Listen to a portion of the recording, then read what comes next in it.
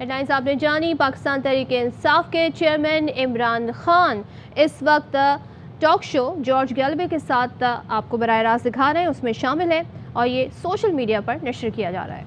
On bail on a sundry list of criminal charges, and we are moments away from knowing the outcome of the French presidential election. If it goes one way, the world turns upside down. If it narrowly goes the other way, then all eyes are on the parliamentary election in France in just 1 month from now. And Gonzalo Lira is alive, and I hope also well. I don't know how free he is to speak, but he will be speaking to you in the course of the show this evening. And we'll hear from the redoubtable Caleb Mopan from the streets of New York City, telling us how it's all going down in the United States of America. I'm hearing in my ear that Macron has won, but I don't know by what percentage. 58% Macron has won, according to the exit polls, according to the actually rather more scientific than exit polls, but we'll get a deeper dive into that. What does it all mean? Well, you're about to find out over the next 3 hours, because this is the mother of all talk shows. Curious about our curriculum? Have something to say? Then call us now to join the debate on the mother of all talk shows. The only education you can get for free.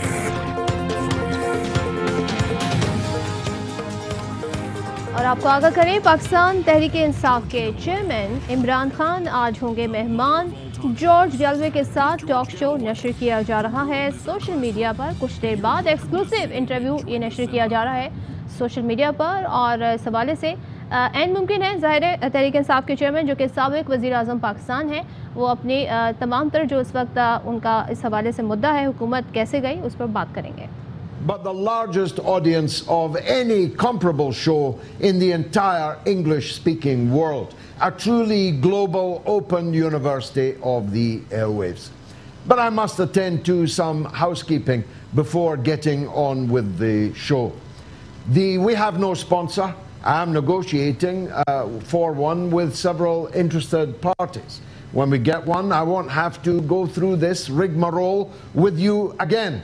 But until then, I do.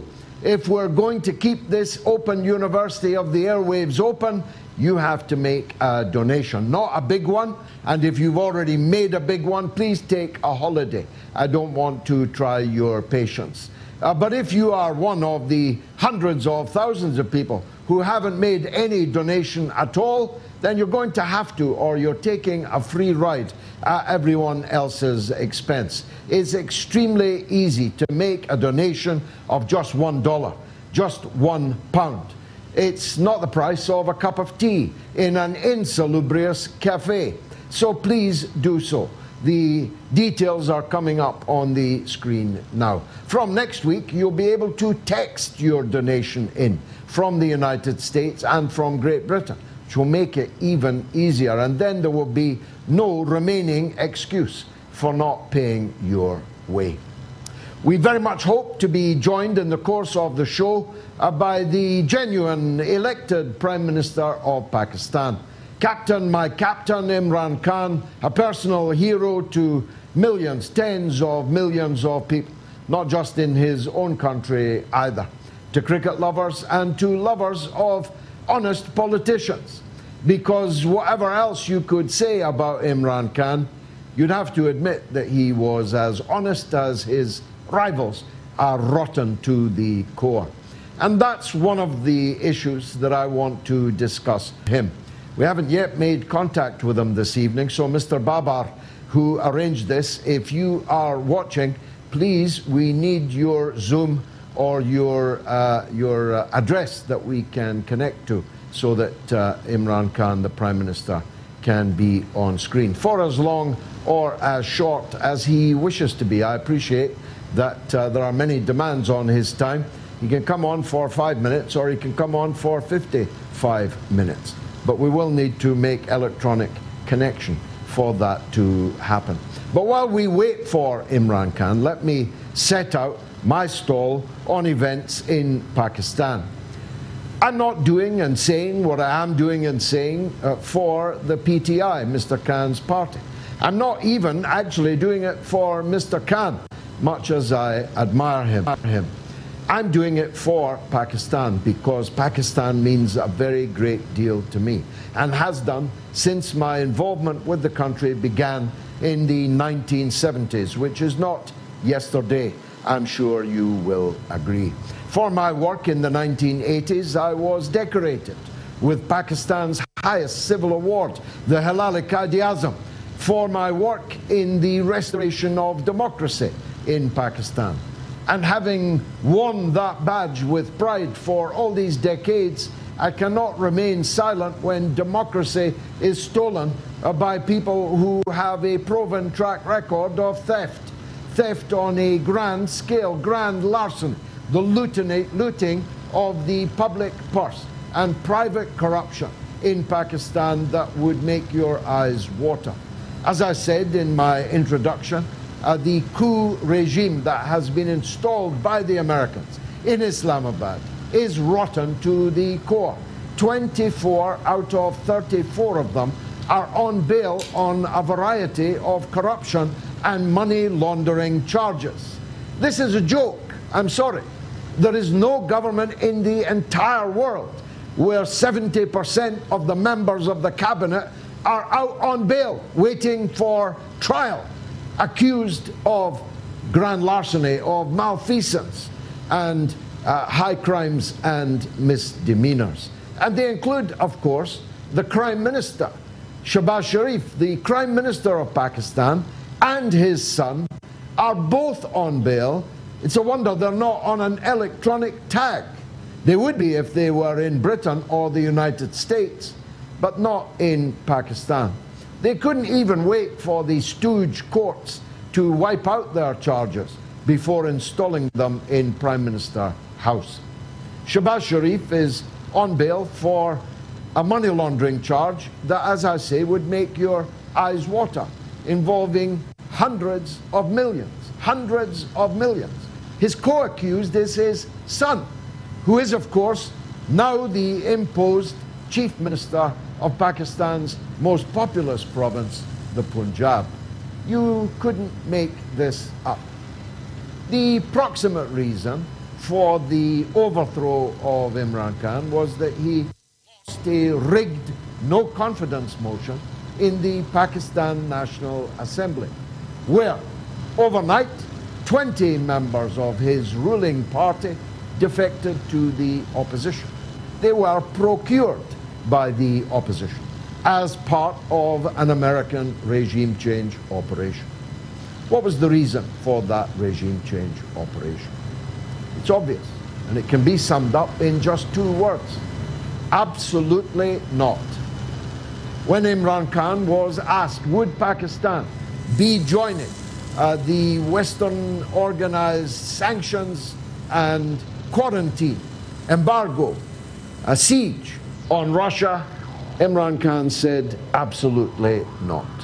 These 2 words signed his political death warrant. But he's coming back from the dead. Of that, I am absolutely certain. Because when they overthrew him, they misunderestimated, as George W. Bush would put it, the great people of Pakistan. When Shehbaz Sharif, the Prime Minister, in Prime Minister's house in Islamabad right now, for the moment, said Pakistan is a nation of beggars and beggars can't be choosers, he signed his political death warrant. The people of Pakistan have arisen in a kind of revolutionary upheaval. Numbers on the streets that have never been seen before, from Peshawar to Karachi, and then the Lion of Lahore, Imran Khan, addressing a truly mammoth rally at the Red Fort in Lahore, one of my favorite cities in the whole world, in which I spent many, many, many happy hours. Imran Khan will be back because this flimsy piece of cardboard cutout government whose only support lies in Washington, not even in the European Union, not even in Britain. The Foreign Office Minister, Zach Goldsmith, deplored, decried the overthrow. He was slapped down by Boris Johnson, but he wasn't sacked for doing so. The only mainstay for this puppet government in Islamabad at this point in time, although by the morning it could all be different, is the United States of America. And it shows just how flimsy American power in the Eurasian heartland actually is. They couldn't find anyone decent. They couldn't find anyone who's on a criminal charge. They couldn't find anyone who's not on bail to replace Imran Khan. They've turned back to an old guard which is utterly discredited in Pakistan and will be swept away. And I'm doing and saying all this not because I'm a PTI loyalist. I'm very far from that. I have never supported Imran Khan in the past, but I am supporting him now for Pakistan in this one singular demand. Elections now. This is the only way to solve the crisis which runs the risk of having Pakistan, a country of 220 million people, and armed with nuclear weapons, and geostrategically placed in an exceedingly fragile place in the world. The only way to stop a helter-skelter all the way to hell for Pakistan is to hold a free and fair election. Now, I have differences, political differences, with Imran Khan. One of those is his fidelity to the institutions of Pakistan that have repeatedly caused the overthrow and the coup d'etat of government after government after government in Pakistan.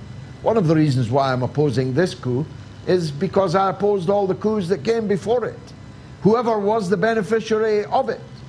I'm against having an army that can overthrow governments.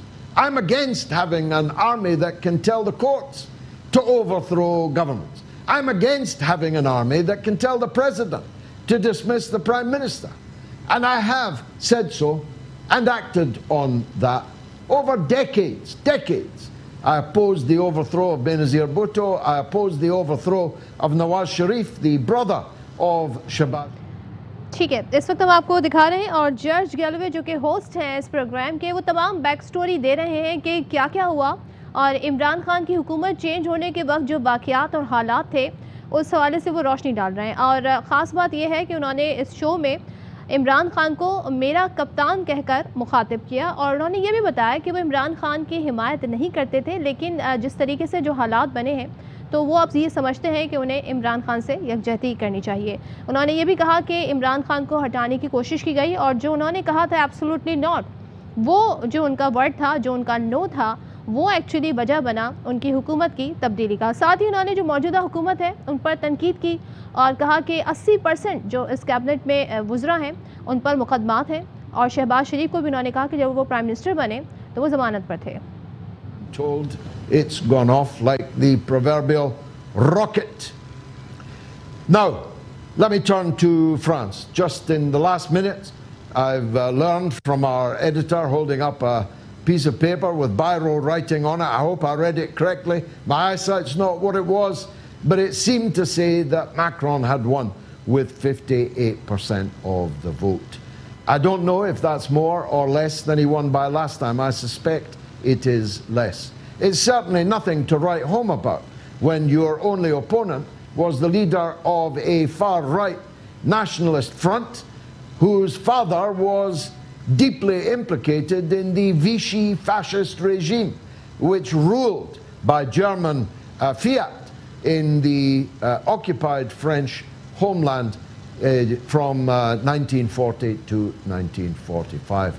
My new book's out, by the way, I'll show it to you later, which deals with the counterfactual history of that period. So it's nothing to boast about to beat a Le Pen Tehreek Insaf के chairman Imran Khan आज मेहमान होंगे the mother of all talk shows George Galloway के साथ। इस वक्त उनको connect करने की कोशिश की जा रही है और खान के हवाले से और उनकी हुकूमत कैसे गई इस पर जॉर्ज गैलवे ने रोशनी डाली। उन्होंने कहा कि क्या हालात और वाक़यात हैं, इस हवाले से बात करेंगे।